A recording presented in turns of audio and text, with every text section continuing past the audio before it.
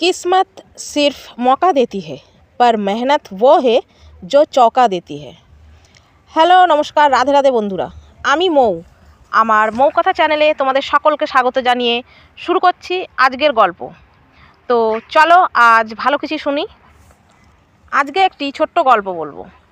একজন ব্যাপারী, তো উনি একজন যে ব্যবসায়ী, খুব ধনী ব্যক্তি, খুব বড় ব্যবসা, তার অনেক প্রতিপত্তি সম্পত্তি, টাকা পয়সা ধন দৌলত, তার অনেক কিছু আছে, কিন্তু তিনি নিঃসন্তান। তো অনেক প্রার্থনা করার পর, অনেক চেষ্টা করার পর, ডাক্তার বদ্যি রোজা কবিরা সব কিছু করার পর বহুদিন পরে ওনার একটি সন্তান প্রাপ্তি হয়, একটি পুত্র সন্তান হয়। তো সেই ছেলের নাম রাখা হয় চন্দ্রপ্রতাপ। তো এত দিন বহু বছর পরে অনেক চেষ্টা সাধ্য করার পরে যেহেতু ওই ছেলেটি তার হয়েছে, তো সেই ছেলেটাকে পরিবারের সকলে, ব্যাপারী এবং তার স্ত্রী, মানে মা বাবা মাসি পিসি মামা কাকা, সকলে, একটি পরিবারে যারা যারা থাকে তারা সকলেই তাদের সেই বাচ্চাটিকে মানে প্রচণ্ড ভালোবাসে, খুব আদর যত্নে আহ্লাদে তাকে রেখেছে। তার কোনো কষ্ট, কোনো অভাব, কোনো কিছুতেই যেন সবার নজর, কোনো অভাব যেন না থাকে, কোনো কষ্ট যেন সে না পায়। তো এরকমভাবে দিন চলতে চলতে, যেহেতু বাচ্চাটা চন্দ্রপ্রতাপ ছোটোবেলা থেকেই দেখে আসছে যে সে কোনো অন্যায় করলেও তাকে শাসন করে না, বরং তাকে আদর করা হয়। সে কোনো জিনিস ভাঙলে তার জন্য আফসোস করা হয় না, একটা জিনিস ভাঙলে 10টা জিনিস এসে তার সামনে হাজির হয়ে যায়। সে খাবার নষ্ট করলেও তাতে কারোর কোনো আফসোস নেই, এটা খাবে না তো ওটা খাবে। সে যেটা মুখ থেকে বলে সেটাই সঙ্গে সঙ্গে সামনে এসে হাজির করা হয়, যা খেতে চায় তাই খেতে দেওয়া হয়। খুবই বিলাসিতার সঙ্গে সে জীবনযাপন করছিল। কিন্তু এরকম হতে হতে সে যখন বড় হওয়ার পরে তার বাবার একটা চিন্তাই মাথায় সবসময় ঘুরতে থাকে যে আমার এত বড় ব্যবসা, আমার এত বড় সম্পত্তি, এগুলো সামলাবে কে? এগুলোর জন্য তো একটা দায়িত্ববান ওকে হতেই হবে, ওকে তো ব্যবসাগুলো বুঝতে হবে, অর্থ উপার্জন করার যে যোগ্যতা সেটা ওকে অর্জন করতে হবে, দায়িত্ববান হতে হবে, পরিবারের জন্য দায়িত্বশীল হতে হবে। নানান রকম চিন্তায় সে হঠাৎ করে সেই ব্যাপারী একদিন চন্দ্রপ্রতাপকে বলে যে তুমি এতদিন ধরে সব কিছু করেছো, ঠিক আছে, তুমি বিলাসিতার সঙ্গে বড় হয়েছো, কিন্তু আজকে থেকে তুমি যেটা তোমার খোরাক, তুমি দুপুর আর রাতে যে খাবারটা খাও, সেই খাবারের মূল্য হিসাবে আমার হাতে তোমাকে টাকা দিতে হবে। খাবারের মূল্য দেবে এবং তুমি খেতে পাবে, যদি মূল্য না দাও তাহলে কিন্তু আমি তোমাকে খেতে দেবো না। তো চন্দ্রপ্রতাপ সেটাকে খুবই সামান্য একটা সাধারণ কথা হিসাবে নেয়, তার কোনো গুরুত্ব দেয় না। সে কি করে, সে প্রথম দিন তার পিসির কাছে চলে যায়, পিসির কাছ থেকে টাকা এনে তার বাবার হাতে দেয় এবং সে খাবারটা খায়।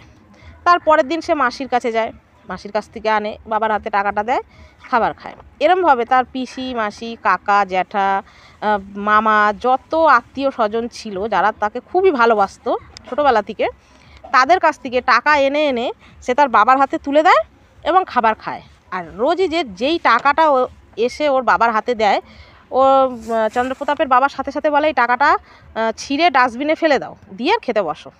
তো চন্দ্রপ্রতাপ রোজই তাই করে, মাসির কাছ থেকে যেদিন টাকা এনেছিল বাবার হাতে দিয়েছিল, বাবা বলেছিল এটাকে ছিঁড়ে ডাস্টবিনে ফেলে দাও, খেতে বসো।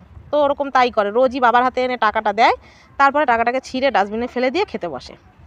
এরকম করতে করতে তার যারা আত্মীয় স্বজন কাছের যারা ছিল তারা একটা সময় খুব বিরক্তিবোধ করে।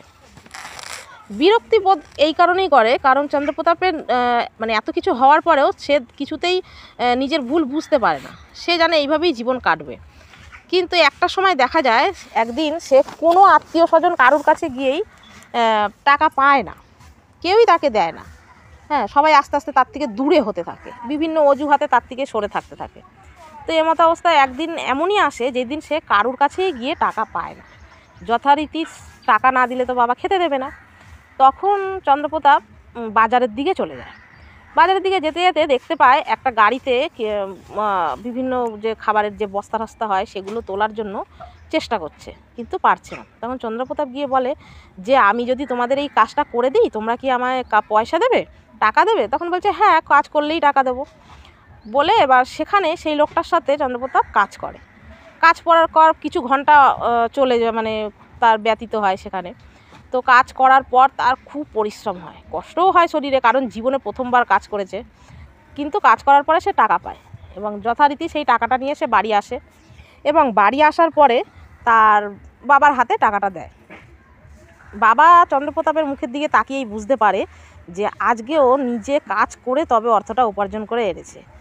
খুবই তার শরীরের অবস্থা খুবই খারাপ হয়ে থাকে, মানে হাতে ফোসকা পড়ে গেছে, যা চুল উস্কো খুস্কো, শরীরে ঘাম, হ্যাঁ, এগুলো দেখে বুঝতেই পারে যে আজকে তার ছেলে প্রথমবারের জন্য কাজ করেছে, পরিশ্রম করেছে। কিন্তু তার বাবা তাকে কিছু বুঝতে দেয় না। চন্দ্রপ্রতাপ যখন টাকাটা তার বাবার হাতে দেয়, দিয়ে এবং ওর বাবা যথারীতি রোজকারই মতন বলে ঠিক আছে এই টাকাটা ছিঁড়ে ডাস্টবিনে ফেলে দাও, দিয়ে খেতে বসো। তখন চন্দ্রপ্রতাপ হঠাৎ করেই রেগে যায়। আমি আর বাবাকে বলতে থাকে আমি সারাদিন এত কষ্ট করেছি, এত মানে পরিশ্রম করেছি, আমার এই টাকাটা উপার্জন করতে আমার সারাটা দিন সময় লেগে গেছে, আমার এত পরিশ্রম হয়েছে, হ্যাঁ, কিন্তু আমি টাকাটা ছিঁড়ে ফেলবো। তখন ওর বাবা বলে কেন, তুমি তো রোজই এরকম করো, তুমি তো রোজই মাসের আজ এত মাস ধরে তুমি তো রোজই টাকা আনো, আর এইটাই তো নিয়ম, তুমি আমার হাতে টাকাটা দাও, আমি টাকাটা দেখে তোমাকে বলি তুমি ছিঁড়ে ফেলে ডাস্টবিনে ফেলে দিয়ে হাত পা ধুয়ে খেতে বসো, তো এটা তো নিয়ম ছিল, তাহলে আজকে হঠাৎ কী হলো? তখন চন্দ্রপ্রতাপ কেঁদে ফেলে, তখন তার চোখে জল এসে যায়, বলে বাবা আমি খুব বড় ভুল করেছি, আমি এতদিন যে টাকাগুলো তোমার কাছে এনে দিয়েছি সেগুলোকে খুবই নির্দ্বিধায়, আমার কোনো কিছু অনুভূতিই হয়নি যে টাকা ইনকাম করতে পরিশ্রম লাগে, এবং পরিশ্রম করার পরে যেই অর্থটা উপার্জন হয় সেইটা নষ্ট করতে কতটা কষ্ট হয়। আজকে আমি নিজে কাজ করেছি, নিজে এই টাকাটা উপার্জন করে এনেছি, আমি এটা নিজে হাতে আমি ছিঁড়তে পারবো না, কিন্তু আমি এতদিন লোকের কাছ থেকে চেয়ে এনেছি, কারণ সেটাই আমার কোনো পরিশ্রম ছিল না, আমি পরিশ্রম করতে চাইনি, তো যে কারণে আমি বুঝতে পারিনি, এরকম ভুল আমি আর করব না, আর তুমি আমাকে এত দিন ধরে যেটা বোঝাতে চাইছিলে সেটা আমি আজকে বুঝলাম। তোর বাবা চন্দ্রপ্রতাপের বাবা শুনে খুব খুশি হলো, বলল যাক নিজের ভুল বুঝতে পেরেছো। পর থেকে চন্দ্রপ্রতাপ দায়িত্ববান হলো, এবং তার যে এতদিন ধরে যে সে বিলাসিতায় যে জীবনটা কাটাচ্ছিল সেটা থেকে সে মানে বিরত রইল। এবার থেকে তার ব্যবসার বাবার সাথে সাথে হাতে হাতে কাজ করতে শুরু করলো, ব্যবসা উন্নতি করতে শুরু করলো এবং দায়িত্ববান হলো। তার জীবনটা এবার থেকে পাল্টে গেল এবং তার মা বাবার চিন্তাটাও কমলো। তো আমাদেরও এই গল্পটা থেকে এটাই শেখার আছে যে প্রত্যেককেই নিজের উপর স্বনির্ভর হতে হবে। বাবা মার সম্পত্তি থাকুক, টাকা পয়সা থাকুক, যাই থাকুক না কেন, সেটাকে ধরে রাখার জন্য একটা যোগ্যতা দরকার, দায়িত্বশীল হওয়া দরকার, আর পরিবারের দায়িত্ব নেওয়া দরকার, নিজের পায়ে দাঁড়ানো দরকার। বাবা মার উপরে সব কিছু ছেড়ে দিয়ে হয় না। তো বন্ধুরা, আমার এই ছোট্ট গল্পগুলো যদি তোমাদের ভালো লেগে থাকে তো অবশ্যই চ্যানেলটা সাবস্ক্রাইব করবে, ভিডিওগুলো লাইক করবে এবং ভিডিওটা পুরো দেখবে। আমি একটু অসুস্থ আছি, যে কারণে আমি ভালো করে হয়তো ভিডিওগুলো বানাতে পারছি না, এবং হয়তো আমার ভিডিওতে অনেক রকমের ভুল ত্রুটিও থেকে যাচ্ছে। তো আমার ভুল ত্রুটি মার্জনা করে পাশে থাকবে, সাথে থাকবে, ভিডিওগুলো পুরো দেখবে, লাইক করবে। যদি আমাকে কিছু অ্যাডভাইস দেওয়ার হয় তাহলে কমেন্ট করতে পারো, কমেন্টে জানাতেও পারো। টাটা, রাখছি, আবার আসবো নতুন কোনো গল্প নিয়ে, নতুন কোনো ভিডিওতে।